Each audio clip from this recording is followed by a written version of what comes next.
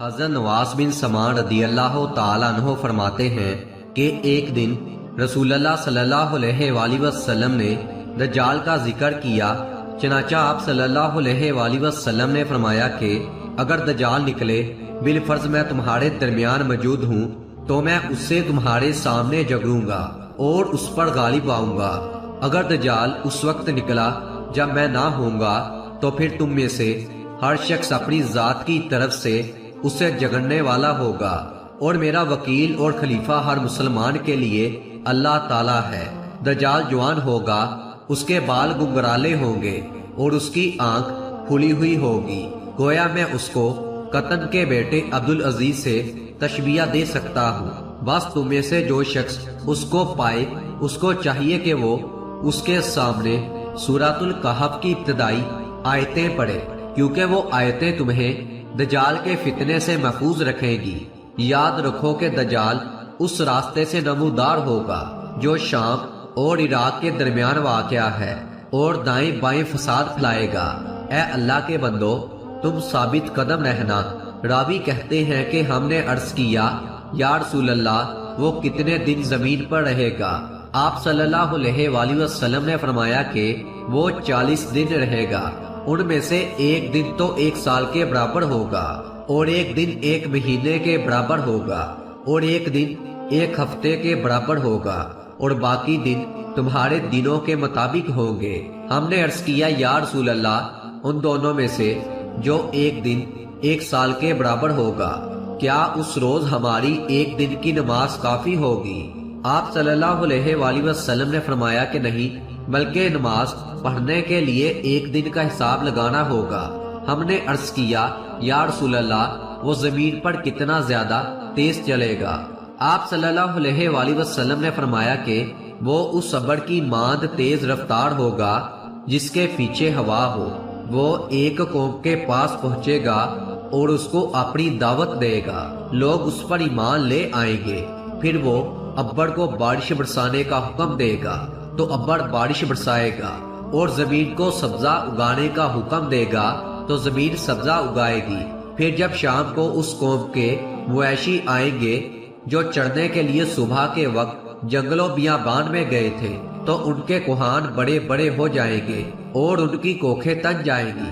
پھر اس کے بعد دجال ایک اور قوم کے پاس پہنچے گا اور ان کو اپنی دعوت دے گا، لیکن اس قوم کے لوگ اس کی دعوت کو رد کر دیں گے اور وہ ان کے پاس سے چلا جائے گا۔ پھر اس قوم کے لوگ قحط اور خشک سالی کا شکار ہو جائیں گے، یہاں تک کہ وہ مال و اسباب سے بھی بالکل تہی دست ہو جائیں گے۔ اس کے بعد دجال ایک ویران جنگل سے گزرے گا اور اس کو حکم دے گا کہ وہ اپنے خزانوں کو نکال دے۔ چنانچہ وہ خزانے اس طرح اس کے پیچھے پیچھے ہو لیں گے جس طرح شہد کی مکھیوں کے سردار ہوتے ہیں۔ پھر دجال ایک شخص کو جو جوانی سے بھرپور ہوگا اپنی طرف بلائے گا اور وہ انکار کر دے گا، تو اس پر تلوار کا ایسا ہاتھ مارے گا کہ اس کے 2 ٹکڑے ہو جائیں گے، جیسا کہ تیر نشانے پر پھینکا جاتا ہے۔ اس کے بعد دجال اس نوجوان کے جسم کے ان ٹکڑوں کو بلائے گا، چنانچہ وہ زندہ ہو کر دجال کی طرف متوجہ ہوگا، اور اس وقت اس کا چہرہ نہایت حشاش بشاش، روشن اور کھلا ہوا ہوگا۔ غرض یہ کہ دجال کی فریب کاریاں جاری ہوں گی کہ اچانک اللہ تعالیٰ عیسیٰ ابن مریم علیہ السلام کو نازل فرمائے گا، جو دمشق کے مشرق جانب کے سفید منارے پر سے اتریں گے۔ اس وقت حضرت عیسیٰ علیہ السلام زرد رنگ کے 2 کپڑے پہنے ہوں گے اور اپنی دونوں ہتھیلیوں کو فرشتوں کے پروں پر رکھے ہوئے نازل ہوں گے۔ وہ جس وقت اپنا سر جھکائیں گے تو پسینہ ٹپکے گا، اور جب سر اٹھائیں گے تو ان کے سر پر چاندنی کے دانوں کی مانند قطرے گریں گے جو موتیوں کی طرح ہوں گے۔ یہ ناممکن ہوگا کہ کسی کافر تک حضرت عیسیٰ علیہ السلام کے سانس کی ہوا پہنچے اور وہ مر نہ جائے، اور ان کی سانس کی ہوا ان کی حد نظر تک جائے گی۔ پر حضرت عیسیٰ علیہ السلام دجال کو تلاش کریں گے یہاں تک کہ وہ اس کو باب اللد پر پائیں گے اور قتل کر ڈالیں گے۔ اس کے بعد حضرت عیسیٰ علیہ السلام کے پاس وہ لوگ آئیں گے جن کو اللہ تعالیٰ نے دجال کے فتنے سے محفوظ رکھا ہوگا۔ حضرت عیسیٰ علیہ السلام ان لوگوں کے چہروں سے گرد و غبار صاف کریں گے اور ان کو ان درجات کی بشارت دیں گے جو جنت میں پائیں گے۔ حضرت عیسیٰ علیہ السلام اسی حال میں ہوں گے کہ اچانک اللہ تعالیٰ کی طرف سے ان کے پاس یہ وحی آئے گی کہ میں نے اپنے بہت سے بندے پیدا کیے ہیں جن سے لڑنے کی طاقت کوئی نہیں رکھتا، لہٰذا تم میرے بندوں کو جمع کر کے کوہ طور کی طرف لے جاؤ اور ان کی حفاظت کرو۔ پھر اللہ تعالیٰ یاجوج و ماجوج کو ظاہر کرے گا جو ہر بلند زمین کو پھیلانگتے ہوئے اتریں گے اور دوڑیں گے۔ ان کی تعداد اتنی زیادہ ہوگی کہ جب ان کی پہلی جماعت بحر تبریہ سے گزرے گی تو اس کا سارا پانی پی جائیں گے۔ اس کے بعد آنے والی جماعت کا وہاں سے گزر ہوگا تو کہے گی کہ اس میں کبھی پانی ہوتا تھا۔ اس کے بعد یاجوج ماجوج آگے بڑھیں گے یہاں تک کہ جبل خمر تک پہنچیں گے جو بیت المقدس کا ایک پہاڑ ہے۔ پھر کہیں گے کہ ہم نے زمین والوں کو ختم کر دیا ہے، چلو آسمان والوں کا خاتمہ کر دے۔ چنانچہ وہ آسمان کی طرف اپنے تیر پھینکیں گے اور اللہ تعالیٰ ان کے تیروں کو خون آلودہ کر کے واپس لٹا دے گا۔ اس عرصے میں خدا کے نبی اور ان کے رفقا یعنی کہ حضرت عیسیٰ علیہ السلام اور اس وقت کے مومن کوہ طور پر روکے رکھے جائیں گے اور ان کے لیے بیل کا سر تمہارے آج کے 100 دیناروں سے بہتر ہوگا۔ چنانچہ اللہ کے نبی حضرت عیسیٰ علیہ السلام اور ان کے ساتھی یاجوج ماجوج کی ہلاکت کے لیے دعا کریں گے، بس اللہ تعالیٰ ان کی گردنوں میں کیڑے پڑ جانے کی بیماری کو بھیجے گا جس سے وہ سب ایک کے بعد ایک مرتے جائیں گے، جس طرح کوئی ایک شخص مر جاتا ہے۔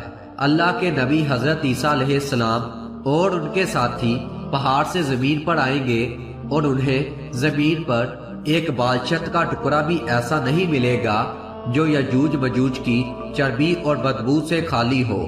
حضرت عیسیٰ علیہ السلام اور ان کے ساتھی اللہ تعالیٰ سے دعا کریں گے، تب اللہ تعالیٰ بغتی اونٹ کی گردن جیسی لمبی لمبی گردنوں والے پرندوں کو بھیجے گا جو یاجوج ماجوج کی لاشوں کو اٹھا کر جہاں اللہ کی مرضی ہوگی وہاں پھینک دیں گے۔ ایک روایت میں یہ بھی ہے کہ وہ پرندے ان کی لاشوں کو نہبل میں ڈال دیں گے اور مسلمان یاجوج و ماجوج کی کمانوں، تیروں اور ترکشوں کو 7 سال تک چلاتے رہیں گے۔ پھر اللہ تعالیٰ ایک زوردار بارش بھیجے گا جسے کوئی بھی مکان، خواہ وہ مٹی کا ہو یا پتھر کا ہو، خواہ صنوف کا ہو، نہیں بچے گا۔ وہ بارش زمین کو دھو کر آئینے کی طرح صاف کر دے گی۔ پھر زمین کو حکم ہوگا کہ اپنے پھلوں کو نکال اور اپنی برکت کو واپس لا۔ چنانچہ اس وقت 10 سے لے کر 40 آدمیوں تک کی پوری جماعت ایک انار کے پھل سے سیر ہو جائے گی اور اس انار کے چھلکے سے لوگ سایہ حاصل کریں گے۔ نیز دودھ میں برکت دی جائے گی، یہاں تک کہ دودھ دینے والی ایک اونٹنی لوگوں کی ایک بڑی جماعت کے لیے کافی ہوگی۔ دودھ دینے والی ایک گائے لوگوں کے ایک قبیلے کے لیے کافی ہوگی اور دودھ دینے والی ایک بکری آدمیوں کی ایک چھوٹی سی جماعت کے لیے کافی ہوگی۔ بہرحال لوگ اسی طرح کی خوشحال اور امن و چین کی زندگی گزار رہے ہوں گے کہ اللہ تعالیٰ ایک خوشبودار ہوا بھیجے گا جو ان کے بغل کے نیچے کے حصے کو پکڑے گی اور پھر وہ ہوا ہر مومن آدمی کی روح قبض کرے گی اور صرف بدکار شریر لوگ دنیا میں باقی رہ جائیں گے جو آپس میں گدھوں کی طرح خلط ملط ہو جائیں گے اور انہی لوگوں پر قیامت قائم ہوگی۔